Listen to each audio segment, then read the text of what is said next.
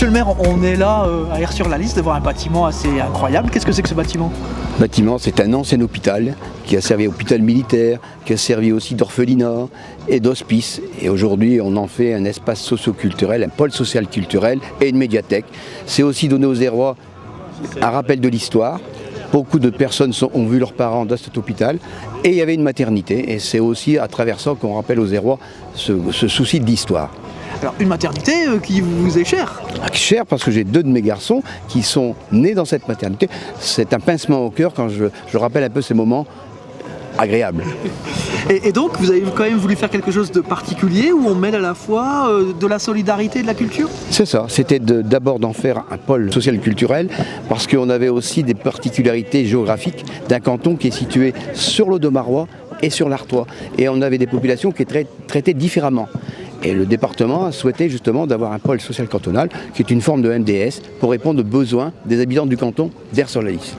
Depuis, on bosse ce projet depuis maintenant 4 ans. Donc, aujourd'hui, donc, on a ce qu'on appelle un pôle social cantonal et une médiathèque. Alors moi, c'est vrai que je vais insister surtout sur le pôle social cantonal, puisque, comme vous le savez, en tant que présidente de la 2e commission, c'est un projet qui m'est très cher.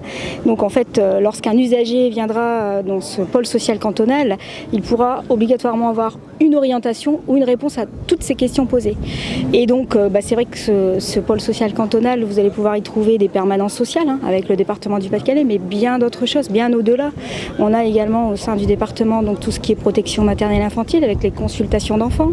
On a également le centre de planification où en fait des permanences vont être aussi mises en place. Et puis également, on a notre espace France Service, notre CCAS, notre point justice. En fait, toute question en social, on aura une réponse à apporter à l'usager. Et c'est ça l'innovation au sein du département. Je pense que c'est le premier lieu où on va pouvoir y trouver tout ça. Alors, et lorsqu'on vient pour une question sociale, on peut aussi bénéficier d'actions culturelles et ça c'est intéressant? Ah bien sûr, c'est une transversalité puisque c'est vrai que je prends un exemple pour les familles qui viennent à la PMI, derrière donc il y a une passerelle qui pourra les amener donc au sein de notre magnifique médiathèque donc avec différentes actions et activités qui vont être proposées par l'espace socio-culturel de la Lys. Par exemple les bébés lecteurs, en fait il y a plein de choses qui seront faites dans le cadre de la parentalité également quoi. C'est un lieu magique.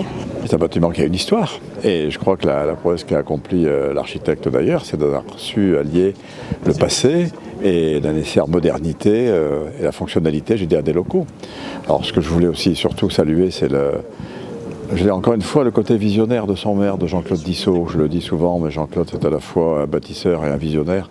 Et donc de nous avoir associés, je veux dire, à cette aventure, qui est une belle aventure, en disant voilà, on peut effectivement faire en sorte de redonner vie à ce bâtiment qui a vraiment une belle histoire. Ça a été rappelé tout à l'heure, notamment le rôle que les femmes ont pu jouer aussi dans ce bâtiment. Et bien tout cela est encore une fois mettre à l'actif d'une municipalité qui fait un travail remarquable, tout le monde le reconnaît. On a effectivement mêlé à la fois le côté culturel, avec naturellement la lecture publique, dont le département est naturellement l'un des principaux responsables, entre guillemets. Je veux dire, quand je dis responsable, c'est que la mission RCN a passé par le Pas-de-Calais, pour l'excellence qui est reconnue pour le département du Pas-de-Calais, par le département du Pas-de-Calais, dans le domaine de la lecture publique. Et puis naturellement aussi la dimension sociale qui nous semble naturellement importante. On est ici un peu à mi-chemin entre le Béthunois, enfin le Lillerois et l'Audomarois, et c'est un pôle d'équilibre qui se trouve ici sur la Lys entre ces 2 territoires qui va permettre effectivement de faire vivre tout simplement la proximité, parce que la proximité, vous savez, c'est une des valeurs du département. Et puis on a aussi rappelé le rôle important de l'apprentissage précoce de la lecture. On parle souvent de réduire les déterminismes sociaux, et notamment par les apprentissages précoces, celui de la lecture est naturellement aussi un des éléments importants. Et donc ici, je pense qu'on a une vision globale, une vision très large, qui a associé la dimension à la fois culturelle et la dimension sociale.